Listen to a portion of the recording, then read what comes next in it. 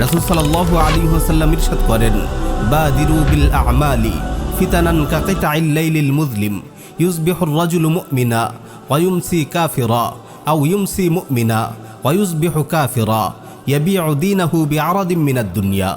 ঘুটঘুটে অন্ধকার রাতের মতো ফিতনা প্রকাশ পাওয়ার আগেই নেক আমলের দিকে ধাবিত হও। যখন সকালে মুমিন ছিল এমন ব্যক্তি বিকেলে কাফির হয়ে যাবে, কিংবা বিকেলে মুমিন ছিল এমন ব্যক্তি সকালে কাফির হয়ে যাবে। দুনিয়ার সামান্য স্বার্থে দিনকে বিক্রি করে দেবে। 2. উঁচু উঁচু ভবন নির্মাণে প্রতিযোগিতা। কিয়ামতের অন্যতম একটি ছোট আলামত হলো নগ্ন পদ বস্ত্রহীন রাখালরা উঁচু উঁচু ভবন নির্মাণে পরস্পর প্রতিযোগিতায় লিপ্ত হবে। রাসূল সাল্লাল্লাহু আলাইহি ওয়াসাল্লাম ইরশাদ করেন, ওয়া আন তারাল হুফাতাল উরাতাল আলাতা রিআ আশ-শাই ইয়াতাতাওয়ালুনা ফিল বুনয়ান।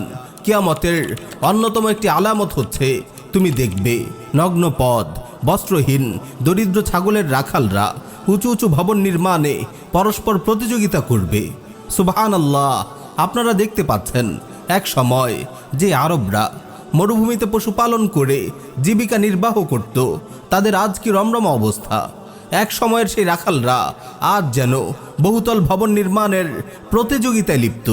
আরব আমিরাতের বুর্জ খালিফা, সৌদি আরবের মক্কা রয়্যাল ক্লক টাওয়ার, কুয়েতের আলহামরা টাওয়ার ইত্যাদি দেখলে আপনাদের মানসপটে কি রাসূল সাল্লাল্লাহু আলাইহি ওয়াসাল্লামের এই হাদিসটির কথা ভেসে ওঠে না?